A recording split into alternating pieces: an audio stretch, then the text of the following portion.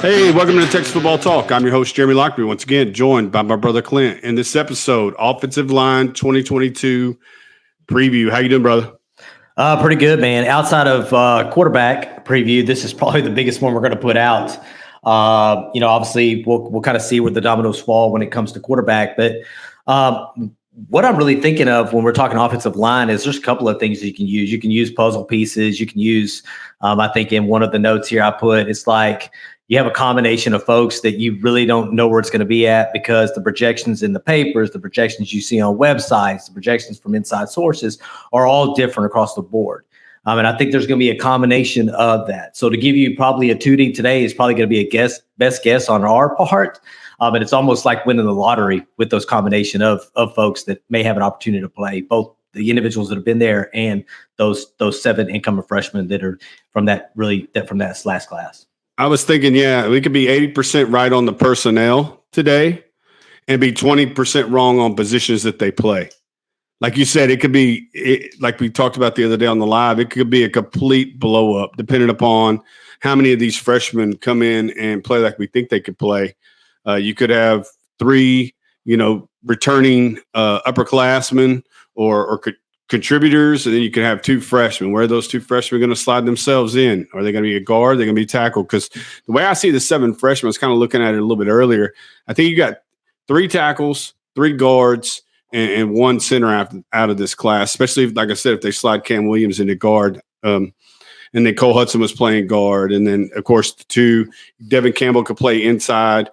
I envision him playing guard, but then you have Neto, Malik Ogbo, and Kelvin Banks as your tackles, and then, of course, Connor Robertson as a center. But, again, all these guys are versatile. They all play tackle in high school and could slide all over the line.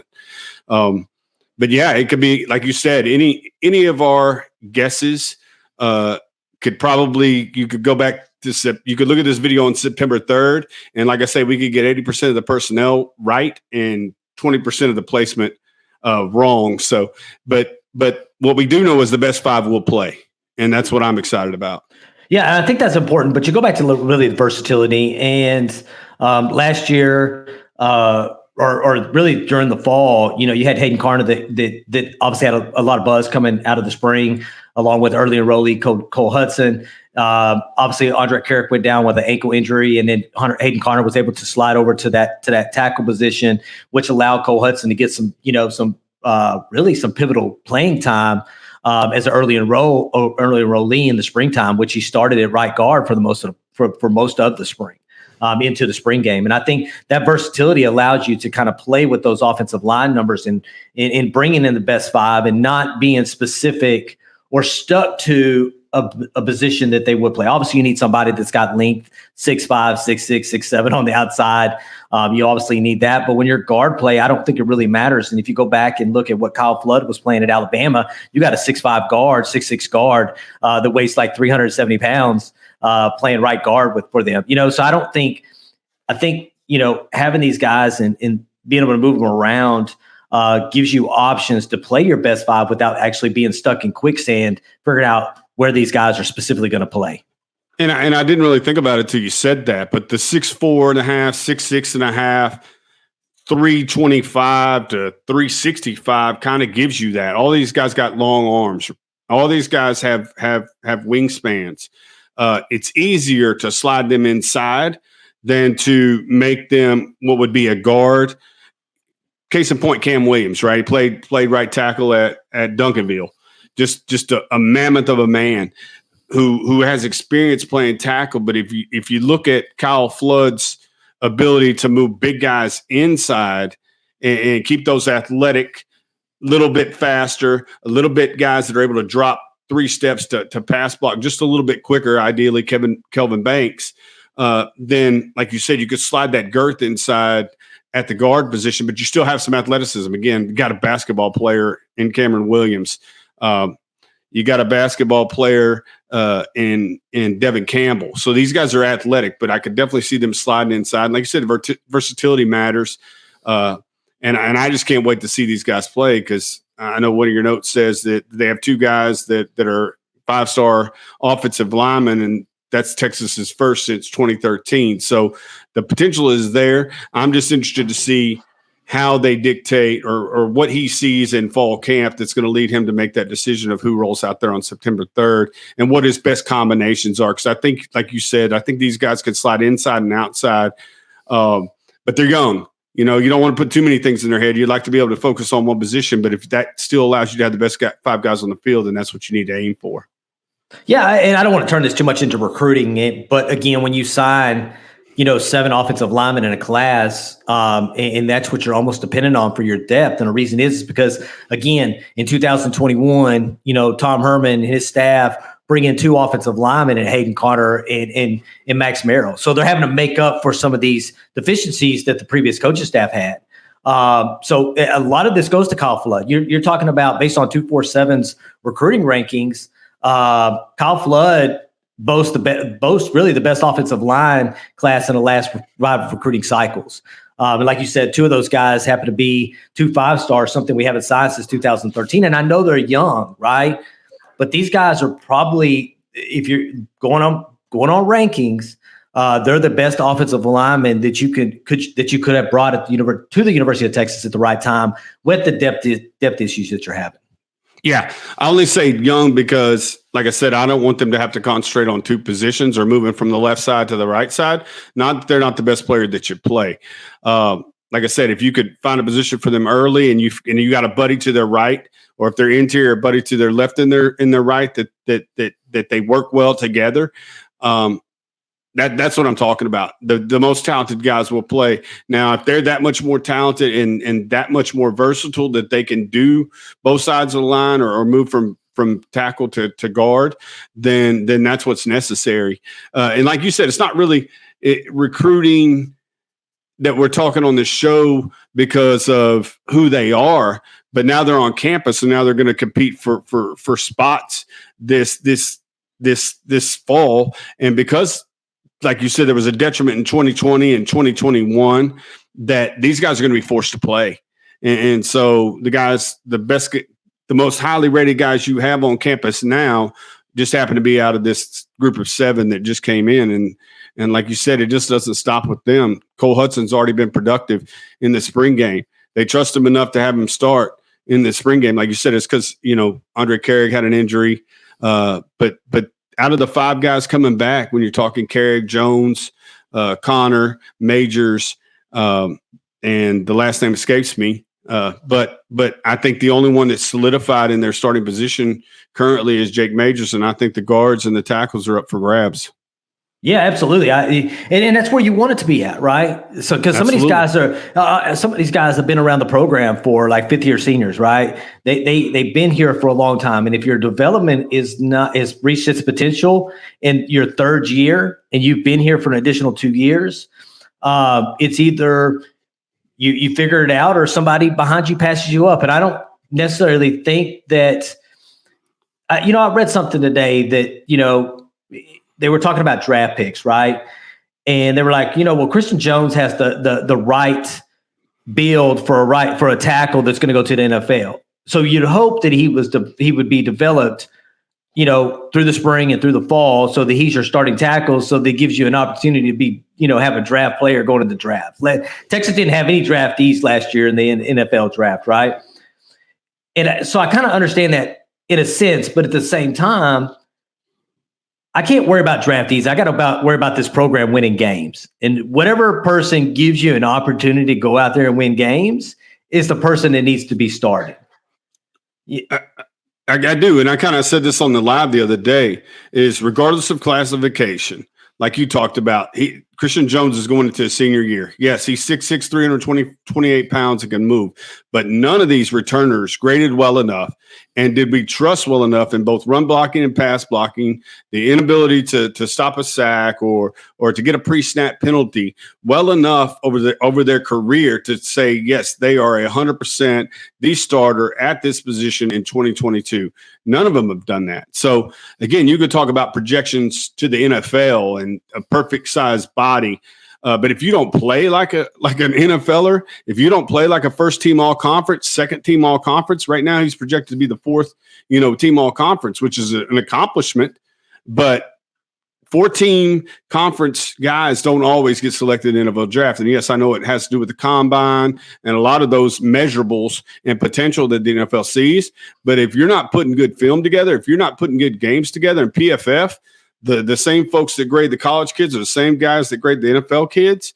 And again, PFF's just a place that gives you algorithms and statistics and stuff like that. That's, as Rod would say, get mad at PFF. Don't get mad at me. I'm just reporting what they say. But none of these guys graded well enough to hands down walk in and start day, against the University of Louisiana Monroe. So I could not disagree more with that comment. Again, and that's what these, several weeks of fall are supposed to iron out is what is your potential versus what are you doing on the field every single day against the edges and the bucks and the threes and the nose tackles on your team to show that you're ready to step up and take that starting position because performance matters. And we're about to get into the eaches and really talk about who we think is going to start and so on and so forth. What do you think the problem with the potential of starting true freshmen are in a program starting game one? What are the cons to that? Do you think? What are the cons? Just inexperience. Again, the two, it may be a combination of Cole Hutson and Kelvin Banks. It may be a combination, which is the side I'm kind of leaning towards. Again, Cole has a leg up, so I wouldn't be as much worried about Cole starting as I would maybe somebody who came in the summer and is going to get their first reps and pads coming up next week.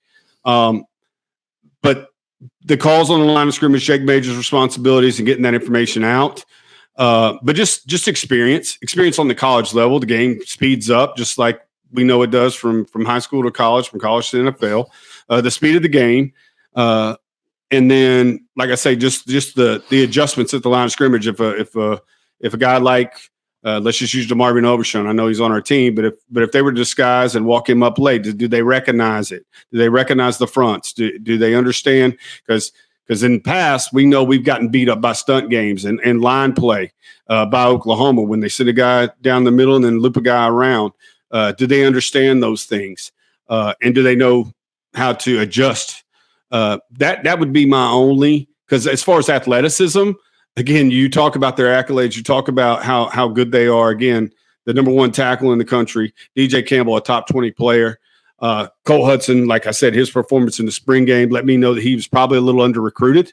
And we were told that at the time, that he probably should have been a little bit higher on the recruiting rankings. But that would be the only thing that really scares me is the ability to adjust. All right. So, to kind of close this up, okay, because, again, it's a puzzle piece, right, that really nobody knows, probably other than Kyle Flood, maybe Steve Sarkisian. I don't even know if they know yet.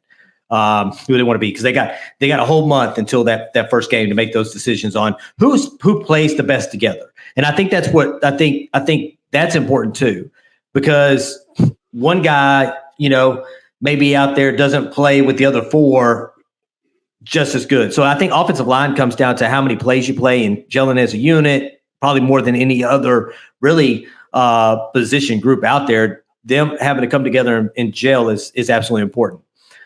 So me and Jeremy didn't talk about who our five are going to be. All right. We didn't, who we think our starting five are going to be before we started this. Okay. And the reason go ahead, Jeremy. Can I interrupt you? Because you were talking about continuity. Yeah. And we always say this, that continuity is important on the offensive line. Continuity is important on the offensive line. To me, it's only important on the offensive line if there's a small margin of athleticism and a small margin of play. If my right guard is that much better than the right guard that may or may not play behind him, then regardless if he gets along with the tackle to his right or the center with his left, I get the gameplay, but I think we overblow continuity on the offensive line. When you're talking about once it's formed, trying to keep it from game to game over a 6 or 7 or 8 game stretch and not bringing anybody in because of injury or suspension or whatever it may be, then continuity is important.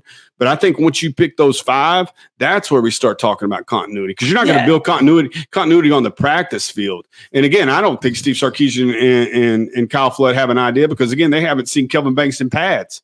They haven't seen DJ Campbell in pads. They've seen Cole Hutson in pads. But these late arrivers, these summertime guys, they haven't lined up against our defense in pads yet. So I get the continuity thing, but it's like a quarterback, right? Not making a decision on a quarterback until 3 days before you play game one. I think it's important by the third week of fall camp, you kind of understand who your five are going to be and let those guys go out and play with the ones. That's what kind of continuity I'm talking about. Understanding, reps. That we're getting reps together. Hey, I know what my sign is. We may have some kind of secret sign together to show that this guy's going to blitz from here, or he's taking a 3 gap, or however it's going to work. I think it's important for them to identify, at least a week out before game time, if not before then, as soon as they figure out who those top 5 are going to be, just so they can get reps together in the fall, moving into that first game, because that first game is going to allow them to also figure out some things against you. I'm not selling ULM short, but that's also going to give you that line an opportunity to play together and kind of gel together and get reps in real time. But just in the same situation that you would put a quarterback and making a quarterback decision way before fall camp is over as well. And I agree with that wholeheartedly. And I know you were going to say that nobody knows. And again, we were leery about putting this one out before fall camp started. But again, anybody's shot, like anybody that tells you, whether it's Athlon Sports, Lindy Sports, Phil Steele, any prognosticator on 247, On 3, or Sports Illustrated, or whoever, ESPN, they have no idea who these 5 guys that are going to be rolling out at ULM. So what better time to throw it out there right before practice starts next I think it's next Wednesday or Thursday, and just throw spaghetti at the wall and see if it sticks. Because again, I think we got a good idea of 60 to 80%, and having 5 guys kind of makes percentages easier to say, but the positions I think is what's going to kind of throw this thing. If I said left tackle is this guy, and then left guard, then center, then right guard, then right tackle, I'd probably be 20% correct by the time you got position. And I think that one guy is Jake Majors that starts at center. So yeah, but that's all I can say. We were leery about throwing this thing out there, but why not? Why not make our best guess? All right, you want to go first? Or you go first? Go ahead. All right, left tackle Kelvin Banks, left guard Junior Angilau, center is going to be Jake Majors, your right guard is going to be Cole Hutson, and your right tackle, believe it or not, it's going to be Hayden Conner. That's going to be your 5. I got the same exact line. Believe it or not, I got the same exact line. The only one I would question or say is up for grabs, and folks are going to beat me up because he's a 5th-year senior and he's held that position, is Junior Angilau. I think from everything we've heard, I think Kelvin Banks is your left tackle. I talked about Jake Majors. I think his job is safe.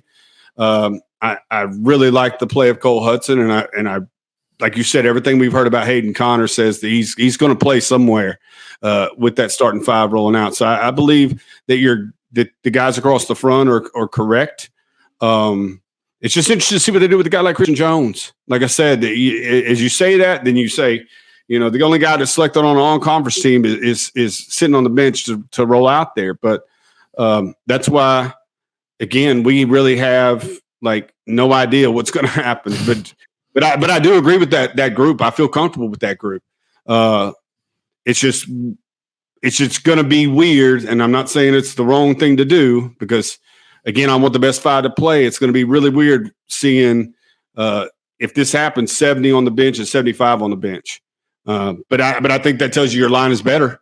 If guys like that who've been playing in the program and had plenty of snaps on the field are now second teamers or reserves, then that tells you that your line, that the influx of talent that you have had over the last year is ready to go. And that person may have met their developmental peak, and that's just kind of where you're at. They've met their developmental peak, and Kyle Flood can no longer get them any higher than what they're possibly at. That happens all the time in athletes, right? Zach Collins talked about it very well. The athletic trainer for Campbell said, when I get a kid that's not DJ Campbell, I have to be honest with him and tell him, hey, you might have to play, FCS, you might have to play D3. You're probably not going to start at the Division I level, Power 5, so you might want to look at Group of 5. They understand that. They understand when guys like Kelvin Banks and Devin Campbell come into the program that they're gonna have to pick their game up if it's possible. And like you said, it might not even be possible. And even if it is possible for them to step their game up, it still may not be at the level of that young man who they're competing against. Yeah. All right. So I know we'll hear this in the comments, so I want to kind of do this as we go out, that there may be some names that we didn't bring up during this offensive line preview. And that's the reason. The reason for that is because these are the guys we think are going to play a pivotal part in that 2 deep. That's kind of the way it works. You can probably look at Logan Parr as, maybe the backup center. I kind of think that's where he's at right now is at that backup center position behind Jake Major. I know Jake Jr. Aguilar was taking some snaps, some not so good snaps in the spring. I know he's having a hard time getting that ball back there, but really excited about it. Like I say, I think if you could get this group, and I think this is what a lot of people will say, if you can get this group to play average to average plus to good, especially with the young talent, especially if you're bringing young talent on, I think this offense is going to go as the offensive line goes. And then obviously we'll get to a point where Sark, picks a quarterback and we can do our quarterback preview. But this offense is going to go as the offensive line goes, because you got a guy in number 5, Bijan Robinson, is one of the top running back in the country. Can I talk about the experience, guys, just real quick? Just a note on each. So Jake Majors as a freshman started all 12 games, right? As a redshirt freshman. So experienced. Junior Aguilar is a 5th-year offensive lineman, played in 34 games and a 3-year starter. When we talk about putting guys like him, as a reserve, then that's the kind of experience you're talking about. And then 22 starts by Christian Jones. And again, he's slated as being 14 All Big 12 by Phil Steele. So that's the guys. And like we talked about, Hayden Connor is one of those guys who's on an upward trajectory. Since he got to campus, they've tried to find multiple ways to get him on the football field to help. And then Andre Carrick, we saw what he did as a freshman when Bijan Robinson ran for nearly 300 yards, maybe over 300 yards against Kansas State. We were like, that's our left tackle of the future. And so he's had flashes. So that's the guys that are coming back to the program. And then if you want to talk a little bit about each one of the incoming freshmen and what they've accomplished.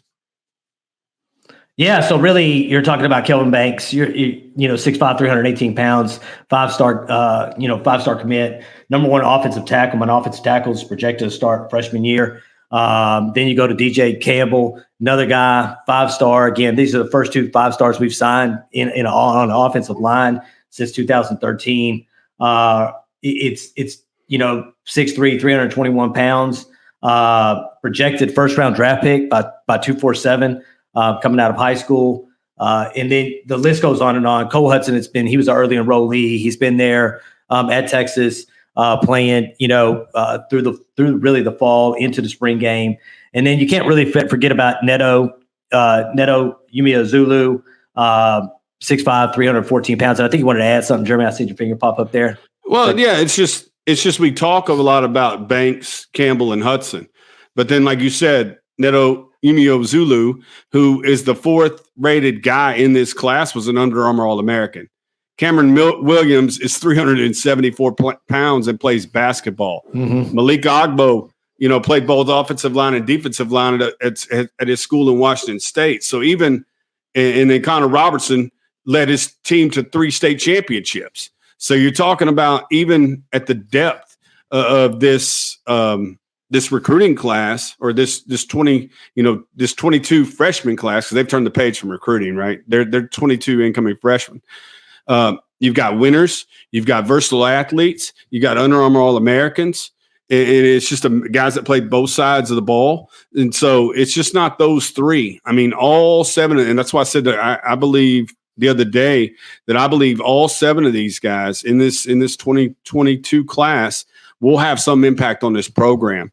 I think the days of the offensive line coming in here, and I've named names before, and folks have made excuses for why 5-stars or high 4-stars didn't find their way on the field, whether it be injury or suspension or didn't want to play football or this, that, and the other. But I think these 7 have a legitimate chance to make an impact on the program while they're here. I don't think you'll see any of these guys, sitting the bench for 4 years and never, making an impact on the football team. Yeah, absolutely, man. They're a beast. Get to the point where Kyle Flood is closing out his classes pretty fast too. And he's bringing in high impact guys or develop guys he thinks he can develop. Once he leans on them, he goes after them. So any final thoughts, man? before we get No, off man, here? I think we closed it out. Other than be careful, be light on us in the comments. Again, we're taking our best shot at it. Feel free in the comment section once this video drops to give your starting five and your rationale behind it. But be easy on us on this one because it's just a crapshoot or a lottery ticket. Kind of to follow the theme of this weekend with somebody winning that lottery, that big purse. It's just our best shot at it because we have absolutely no idea who's going to walk out there on September 3rd against Louisiana Monroe. Yep. All right. We appreciate you listening. As always, you can find us on Facebook at Texas Football Talk, on Instagram at Texas Football Talk, and on Twitter at TX Football Talk. We appreciate you listening as always, and have a wonderful Hook 'em day. Hook 'em. Hook 'em.